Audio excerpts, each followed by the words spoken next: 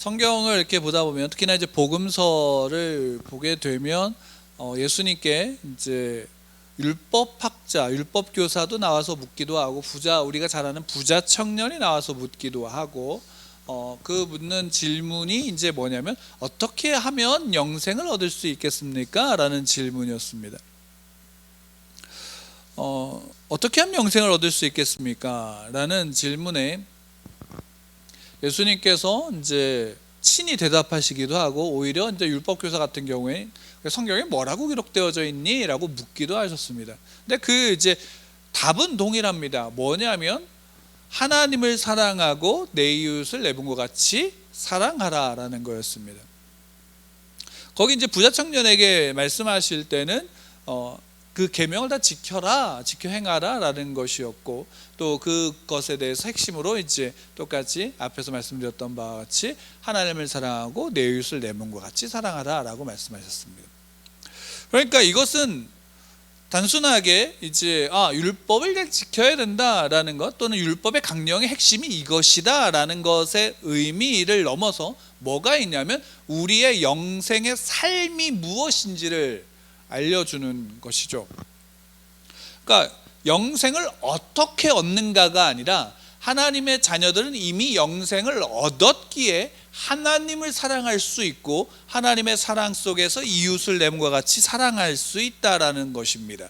그러니까 영생을 얻은 자, 하나님을 그래서 믿는 자, 하나님의 백성된 자들은 주의 말씀을 그러니까 하나님을 사랑하는 그 율법의 계명을 통해 하나님을 사랑하고 또 그 사랑이 또한 계명을 지킴으로 이웃에게 어떻게 되면 표현되어질 수 있는 겁니다. 그 핵심이 이제 우리가 아는 10계명, 모세가 시내산에서 받은 10가지의 계명을 통해서 우리가 그것을 드러낼 수 있습니다.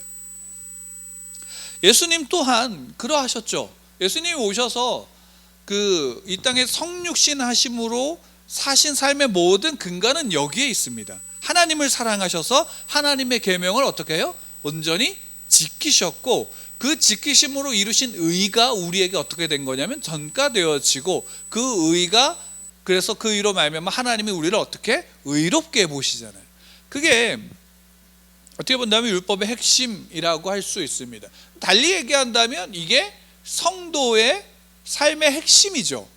그러니까 우리가 이제 10계명도 우리가 보게 되어지면 그러니까 딱 두 부분으로 나눠진 거 하나님에 대한 것과 인간에 대한 것.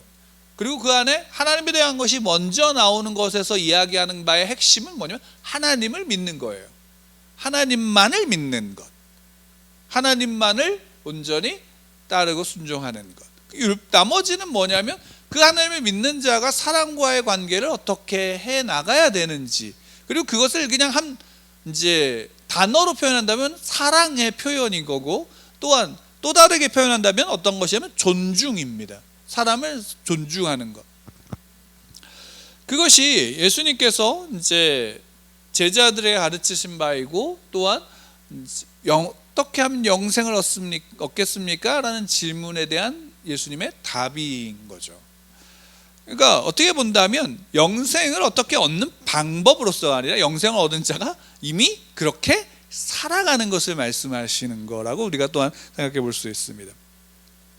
그러면 반대로 예수님을 믿지 않는 자, 그러니까 소위 말하는 세상에 속한 사람, 하나님을 믿지 않는 자들은 어떻게 살아갈까요? 그것과 반대가 되겠죠. 반대가 됩니다. 가장 반대가 되어지는 게 뭐냐면 하나님을 사랑하는 게 아니라 하나님과 대적하는 것. 그러니까 칼빈이 인간이 전적으로 타락했다라고 하는 이야기가 성경에서 나오는 바가 어떤 의미냐면 모든 것, 인간이 생각하고 행동하는 그 모든 것이 다 악하다라는 거고 그 모든 것이 다 하나님을 대적한다라는 거예요. 그러니까 노아가 하나님 앞에 야 너 노아야 방주를 지어라, 구원의 방주를 지어라 라고 하나님께 명령하실 때 왜 그렇게 했냐면 하나님이 이 땅에 있는 이들 노아 시대에 살던 모든 이들이 생각하는 것, 그러니까 행동하는 것뿐만 아니라 생각하는 것 자체 모든 것들이 다 악하니까 심판을 하신 거였거든요. 그 반대, 그게 바로 하나님을 사랑하는 것의 반대가 바로 거기에 있는 겁니다. 당연히 그러면 세상에서 하나님과의 관계가 틀어진 죄인들이, 그러니까 세상에 속한 이들, 하나님 없이 살아가는 이들은 당연히 자기들끼리도 사랑해요, 안 해요? 사랑하죠. 자기들끼리 사랑해요. 자기들끼리 존중해요.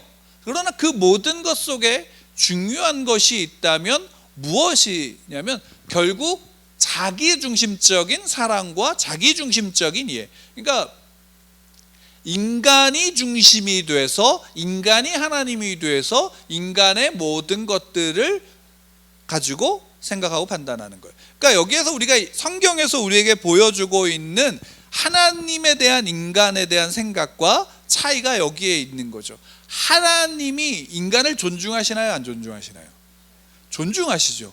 사랑하신다라는 것은, 성경에서 하나님이 그 택한 자녀들, 하나님의 백성을 사랑하신다라는 것은 그냥 일방적으로 마치 그냥 힘 있는 사람이 연약한 자들한테 뭐 적선하듯이 하는 그런 사랑이 아니라, 하나님이 스스로 당신을 낮추셔서 우리를 존중하심으로 말미암아 사랑하시는 사랑이에요.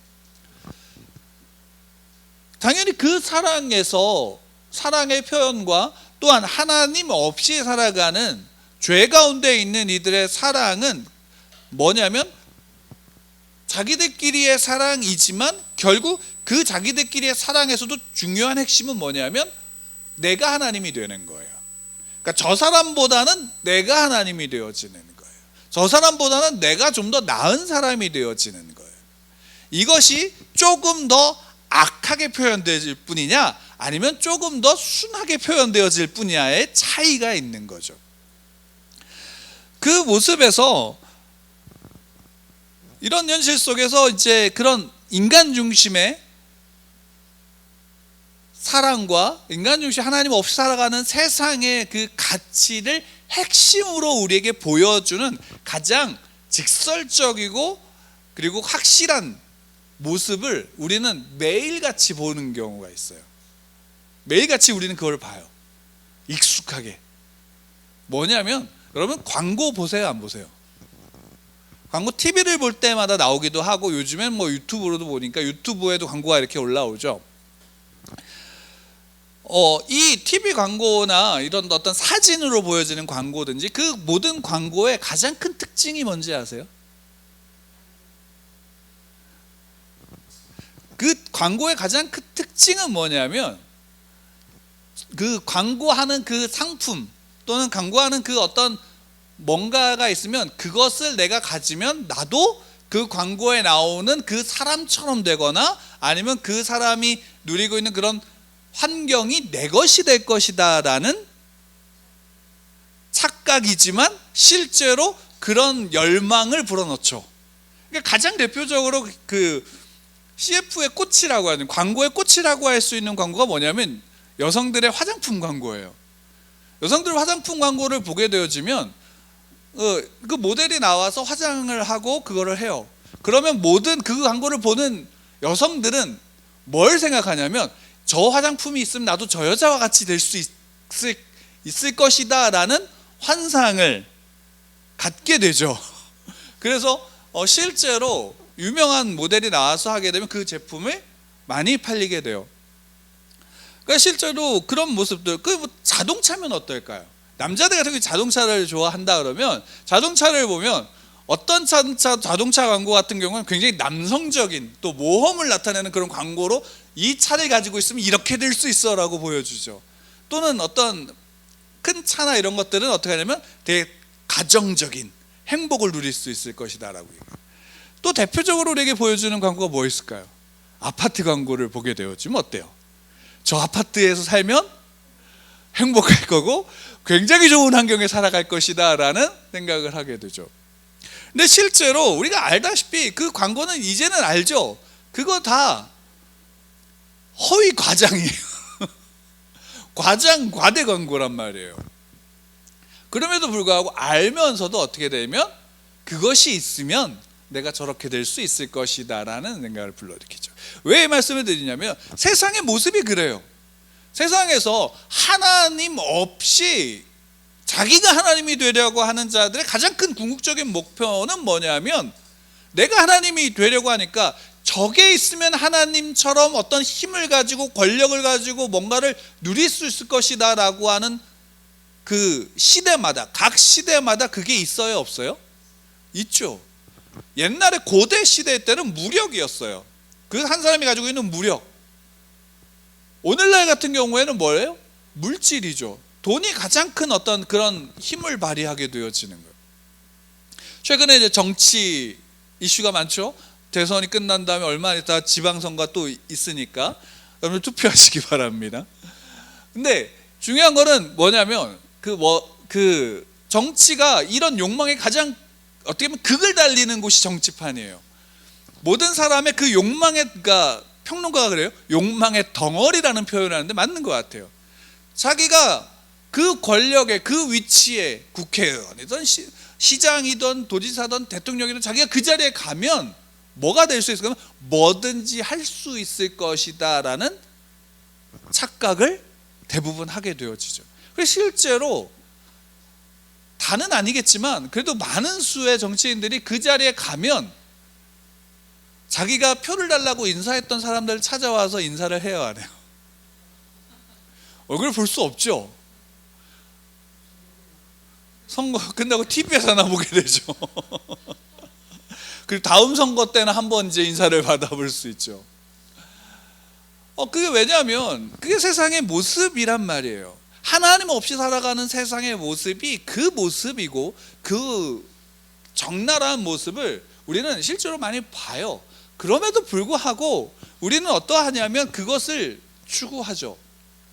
우리가 추구한다라는 말은 그리스도인들이 그게 환상이고 소위 말한다면 결국 불타 없어질 것이다라는 것을 알면서도 불구하고 어떻게 하냐면 그것을 추구해요, 안 추구해요? 추구하고 있다라는 사실이에요.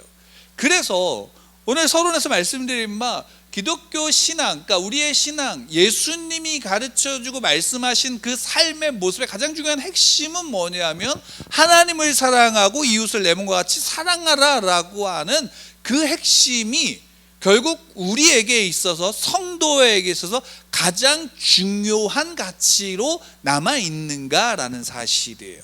왜냐하면 오늘 본문을 보면 사도행전에서 되게 재미있는 사건이 하나 나타나는데 어떤 거냐면 사도 바울이 에베소에서 복음을 전하고 가르치다가 유대인들이 계속 반대하니까 결국 자기를 복음을 듣고 따르는 자들을 데리고 와서 어디로 데리고 가면 두란노 서원에서 2년이라는 시간 동안 복음을 전하면서 가르쳤죠. 그러니까 꽤 긴 시간이란 말이에요. 근데 여기에 지난번에도 우리가 앞서 봤지만 이 2년이라는 시간 동안 아시아의 모든 사람이 이 도를 들었다라고 이야기를 해요. 근데 이 도가 점차 퍼지고 확장되면서 어떤 일이 벌어지냐면 이 에베소에서 데메드리오라고 하는 사람으로 대표되는 사람이 나오는데 이 은장색이라고 나와요. 은장색은 어떤 거냐면 그냥 이거예요. 은세공업자예요. 은세공업자. 근데 이 은세공업자가 당시에는 뭐를 이제 또 많이 만들었냐면 무엇으로 돈을 벌었냐면 우상의 신당을 만드는 거예요. 그러니까 어떤 거냐면 신당을 만들었다는 게 어떤 큰 신당을 만들었다는 것도 있지만 실제로 일반적으로는 뭐냐면 우리 태국이나 이런 데 가면 집집마다 어떤 작은 신사들이 있죠. 그런 것들을 만든 거예요. 거기에 자기 믿는 우상을 갖다 놓고 거기에서 기도를 하거나 제사를 드리거나 그런 작은 산당들, 신사들. 일본에도 그런 게 참 많은 것처럼 그런 신사들을 만들어서 파는 거예요. 그걸로 풍요를 누렸어요. 그러니까 아마도 이 데메드리오는 오늘 성경을 보면 영업하는, 그러니까 직공들과 자기 밑에 이런 직공들로 해서 풍요하게 만들었다는 거 보면 굉장히 소위 말하면 이거죠. 대기업의 사장이었던 거예요. 근데 그렇게 산 사람들이 굉장히 많았고 그로 말하면 풍요로운 삶을 누렸다라는 거예요. 근데 이제 위기가 닥친 거죠. 뭐냐면 이 도가 우리가 23절에 보면 그때쯤 되어 이 도로 말미암아 적지 않은 소동이 있다. 그러니까 복음이 확산되어지고 그 가르침이 점점 퍼지면서 어떤 일이 벌어졌냐면 이제 데메드리오가 직접 말을 해요. 우리 18절 보면 28절 함께 읽겠습니다. 시작. 바울이 죄송합니다. 26절입니다. 시작. 이 바울이 에베소뿐 아니라 거의 전 아시아를 통하여 수많은 사람들을 권유하여 말하되 사람의 손으로 만든 것들은 신이 아니라 하니 이는 그대들도 보고 들은 것이다. 그러니까 복음을 전하면서 하나님을 전하고 가르치는데 당연히 그런 우상, 사람의 손으로 만든 것은 우상이다, 가짜다라는 것을 가르쳤죠. 그러니까 당연히 이 이야기를 들으니까 그것을 믿는, 예를 들어서 복음을 듣고 그것을 믿는 자들은 이 신상을, 우상을 사요 안 사요? 이제는 안 사게 되어지는 거예요. 그러니까 이 데메드리오가 이것에 대해서 분노하게 되고 또 그것에 대해 사람들을 선동하는 거예요. 그러니까 이 데메드리오의 분노는 어떻게 본다면 세상의 분노예요. 여러분 무슨 말이냐면 복음을 들고 복음으로 살아가는 그리스도인 성도들이 세상에 나아갔을 때 맞닥뜨리게 되어지는 분노가 바로 이 분노예요. 왜? 복음을 들고 나갔을 때 우리가 복음을 들고 내가 그리스도인으로서 하나님의 사람으로 세상 속에 살아갈 때 우리로 말미암아 드러나는 것이 뭐냐면 거룩이에요. 하나님의 말씀을 지켜 나아가는 거룩과 하나님의 사랑으로 말미암아 이웃을 내 몸과 같이 사랑하는 사랑이 드러나게 되면서 당연히 그 안에 세상에서 좋다라고 하는 것들에 대해서 어떻게 하냐면 그 본질이 그 안에서 깨어지게 되는 거죠. 그러니까 아파트를 가지면 내가 그 아파트 광고하는 그 모델들처럼 살아갈 수 있다라는 것에 대해서 어떻게 얘기하면 그거 아니야. 아무리 작은 집에 있어도 행복을 누릴 수 있어. 누가? 하나님이 함께 하심으로 말미암아 복이 우리 안에 있어 라는 사실을 전하게 되고 가르치게 되고 그것을 깨닫는 사람은 큰 아파트를 사는 게 목적이 아니라 뭐가 목적이 되어질까요? 그 속에서 하나님을 믿는 사람답게 그 사랑을 나누는 것이 목적이 되어지겠죠. 그러면 당연히 건설업자들은 화가 나요, 안 나요? 기독교인들 때문에 영업이 안 돼, 아파트가 팔리지 않는다라고 화를 내야 되는 거예요. 무슨 말인지 이해가 되시죠? 그러니까 그와 맞닥뜨리게 되는 현실이 이거란 말이에요. 그러면 이 데메드리오는 그것으로 말미암아 자기의 논리를 피는 게 뭘까요? 야, 우리가 이것 때문에 생계가 위협을 받고 있어. 저도를 믿는 사람 때문에 생계 위협을 받고 있어. 그런데다가 우리 직업이 천하게 여겨질 거야. 더군다나 우리가 이렇게 만드는 우상, 당시에 에베소에서 주신은 뭐냐면 아데미라고 했는데 아르테미스 여신이었는데 이 여신이 또한 천박하게 취급당할 거야 라는 것으로 사람들을 선동하는 거예요. 그럼 당연히 누구를 공격할까요? 바울을 공격하고 성도들을 공격하는 거죠. 그 분노가 그들을 향하게 되어지고 그들 때문에 우리가 이렇게 되어진다라는 것을 이야기하는 거예요. 그럼 여기서 보십시오. 실제로 데메드리오의 분노는 바로 거기에 있는 거예요. 그러니까 여러 가지가 복합되어져 있지만 단순한 거예요. 복음이 세상에 증거되어지고 그 복음이 증거되어지면 성도가 세상에 나아갔을 때 맞닥뜨리게 되어지는 분노가 이거예요. 여러분 예전에 한 청년이 직장을 다니면서 그 처음 취직을 해갖고 가장 처음 와서 이야기하는 게 뭐냐면 그 당시에 이제는 술 먹는 문제였어요. 직장 대부분 이제 술을 먹으니까 회식 자리에 가서 술을 안 먹을 수 없다. 어떻게 해야 되느냐라는 부분이었어요. 그래서 어떤 청년들은 난 술을 안 먹어라고 해서 안 먹고 결단해서 다니는 친구들도 있는가 하면 이제 그 나가서 딱 보니까 그럴 수가 없으니까 회식 때 조금씩은 먹어요라고 하는 청년들이 있었어요. 그러면 누가 맞을까라고 하는 부분에 있어서 그 누가 맞냐 틀리다의 문제가 아니라 이런 거죠. 직장에 다니면서 지금은 이제 직장에서 뭐 이렇게 술을 권하거나 그러진 않으니까 회식 자리에 제가 직장 생활을 안 해봐서 잘 모르겠어요. 뉴스에 그렇게 나오더라고요. 근데 가서 이렇게 하다 보면 이거죠. 직장 생활을 해서 상사에게 잘 보이기 위해서 술을 먹는 게 정당한 건가요? 그러니까 옛날에는 그게 문화였고 당연한 것이라고 여겼지만 실제로는 그것은 잘못된 악습이죠. 그런데 우리가 나의 신앙 안에서 내가 신앙 속에서 신앙의 고백으로 술을 먹지 않겠다라고 이야기를 하면 그것은 그들에게 있어서 뭐가 되냐면 적어도 하나는 이거예요. 그가 술을 안 먹고 그의 신앙을 지킴으로써 드러나게 되어지는 게 뭐냐면 쟤는 왜 유별나게 굴어라는 거죠. 왜일까요? 그 유별나다라는 게 어떨 때는 나쁜 의미로 쓰이기도 하지만 어떨 때는 그거에 뭐냐면 왜 쟤는 제가 술을 안 먹으면 내가 부끄러워지는 거예요. 솔직히 그거예요. 내가 술을 먹는 어떤 이유와 합당한 어떤 당위성을 제시해야 되는데 제가 술을 안 먹으니까 그게 하나 줄어드니까 그게 싫은 거예요. 실제로 우리에게 그런 일들이 많아요. 학생들이 PC방 가는 거 좋아하고 그래서 야 PC방 왜 가? 집에서 해. 엄마 아빠가 좋은 컴퓨터를 사줘서 최고 사양으로 맞춰줘도 애들이 PC방 갈까요? 말까요? PC방 가요. 안 가지 않아요.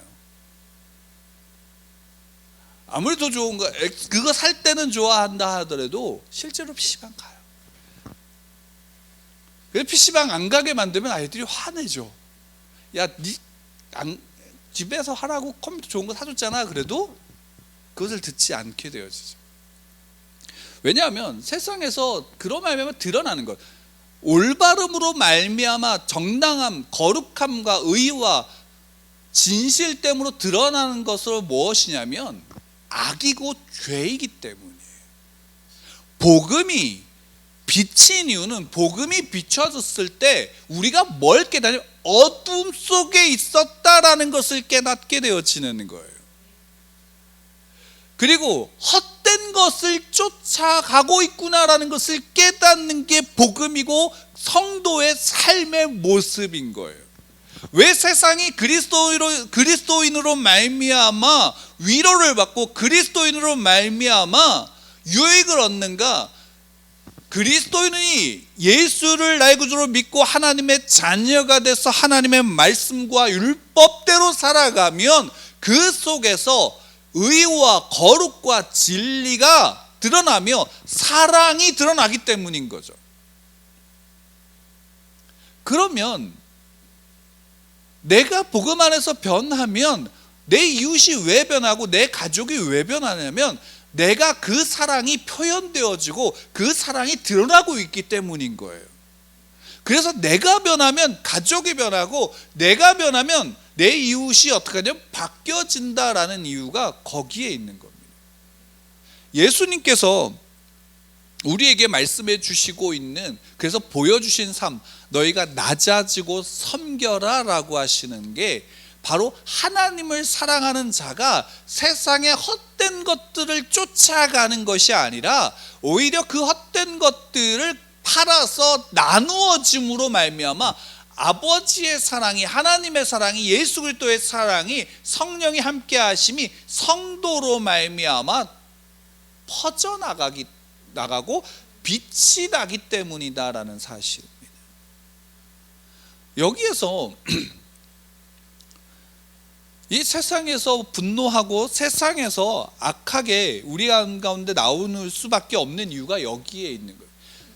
사망의 권세가, 죄의 권세가, 세상의 권세 잡은 사단이 자기가 지금 이 세상에서 권력을 잡고 있다라고 하는데 결국 그런 말미암아 빠른 길과 좋은 것을 통해서 하나님으로부터 멀어지게 만들려고 하는데 하나님과 가까이에 있는 자의 복이 그로 말미암아 드러나게 되어지고 생명이 드러나게 되어지면 사단은 그 안에서 우는 사자와 같이 위협하게 되어지는 거예요.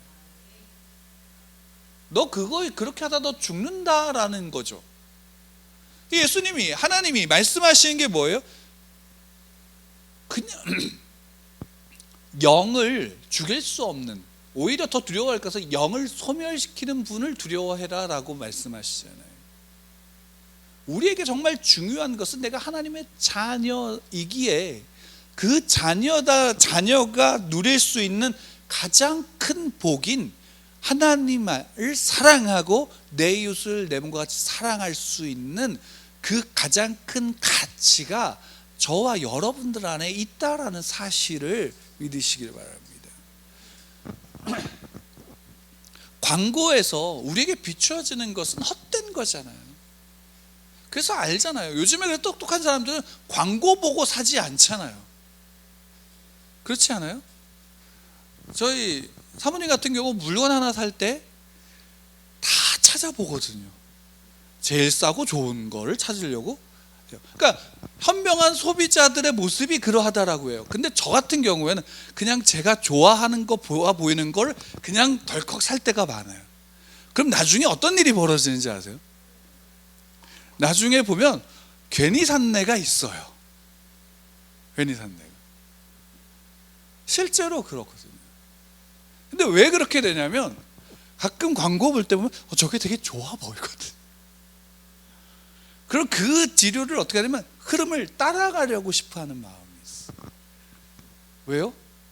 광고를 통해서 속은 거예요. 근데 한 번 속는데 또 속아요. 그게 우리 주변에 너무 많잖아요.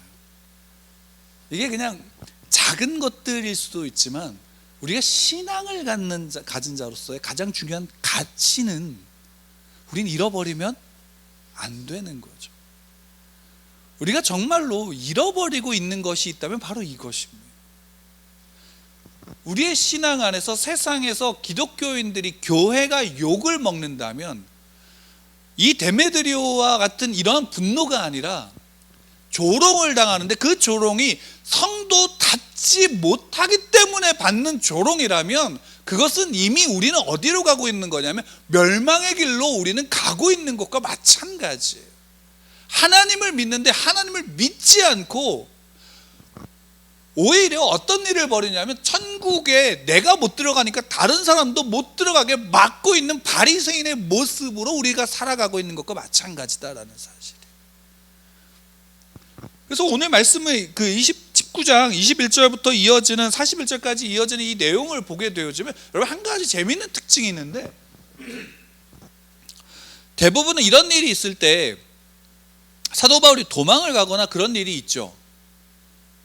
근데 여기서는 도망을 가지는 않아요. 그 일이 해결되어지는데 어떻게 해결되어지냐면 기적이 나타나거나 어떤 특별한 뭔가가 나타나서 해결되어지는 게 아니라 되게 재밌는 것을 우리가 하나 보여주는데 어떤 거냐면 자 32절 말씀이 있는데 함께 우리 32절 같이 한번 좀 읽을까요? 32절 같이 읽겠습니다. 시작.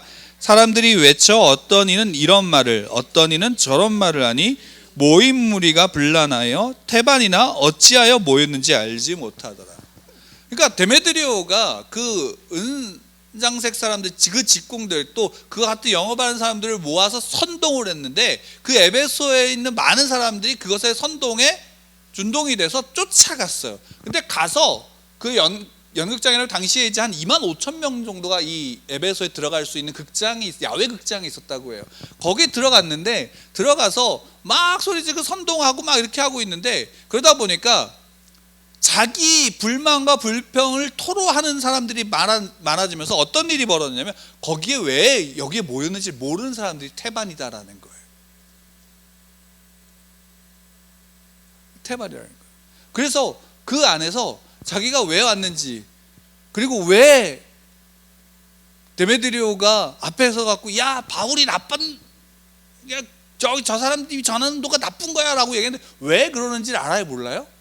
모른다라는 거예요. 그냥 사람들이 와 가니까 우와 해서 쫓아간 것 뿐이에요. 제가 이것을 보면서 여러분 실제로 세상의 모습에서 세상에서 정말 진리를 알기 때문에 진리를 대적하는 자들이 얼마나 될까요?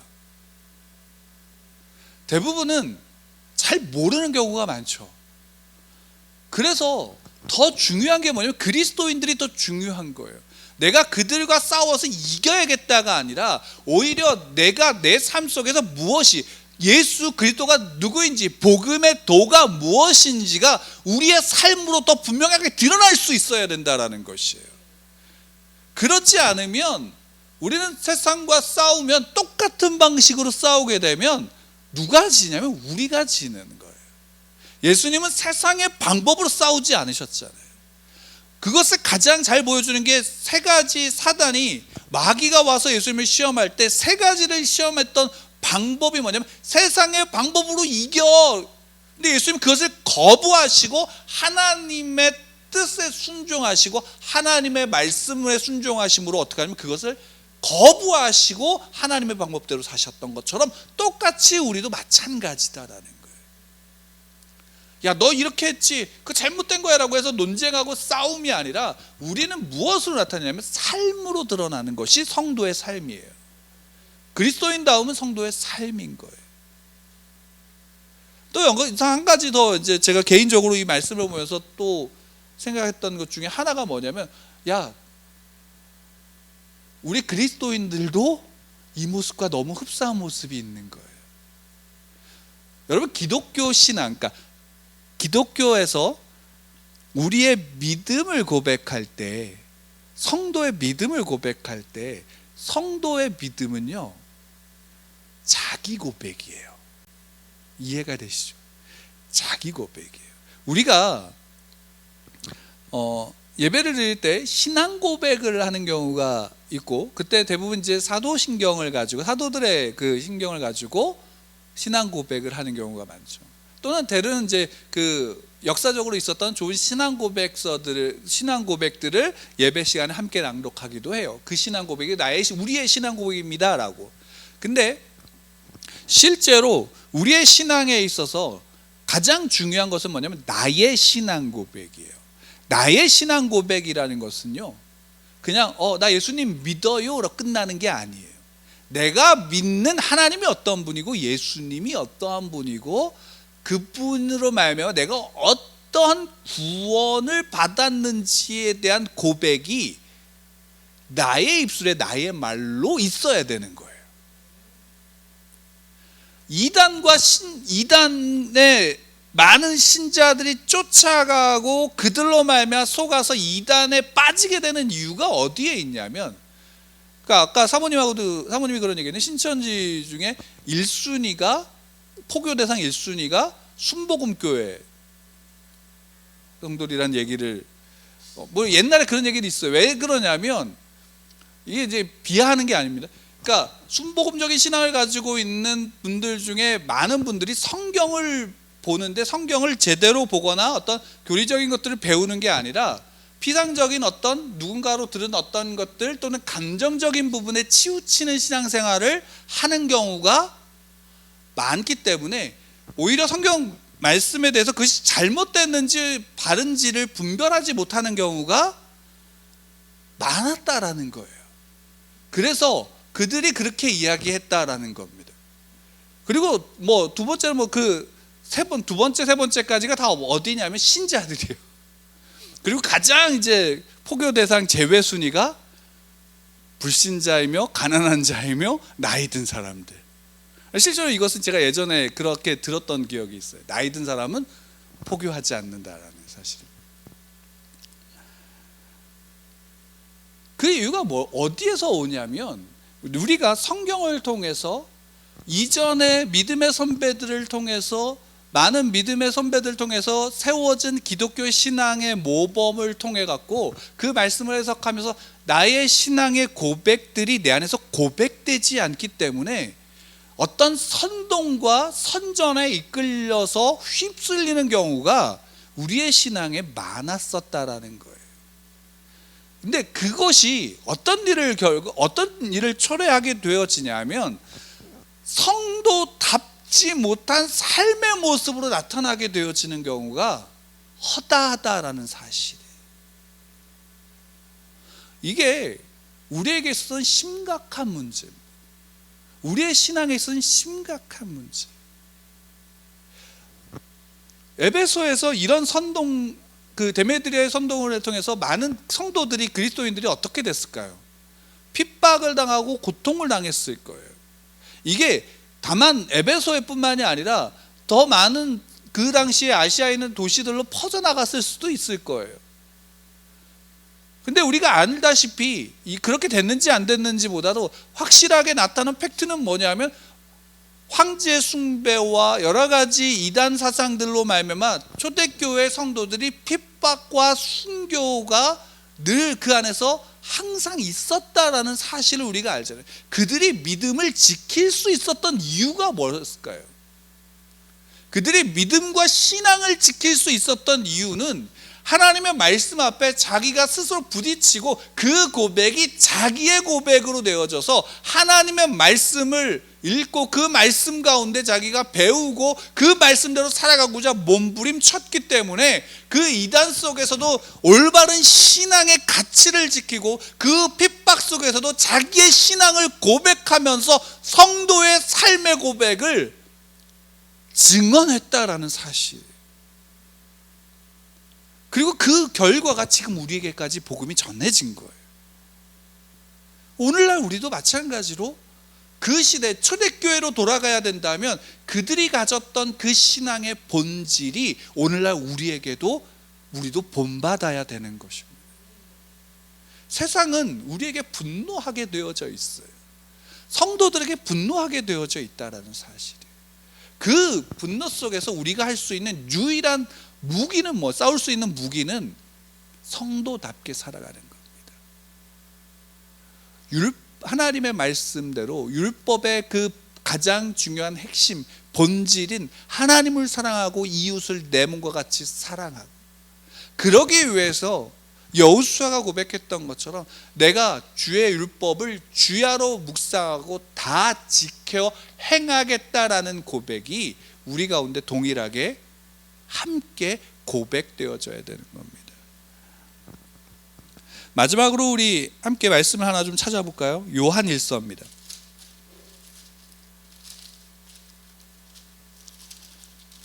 요한일서 5장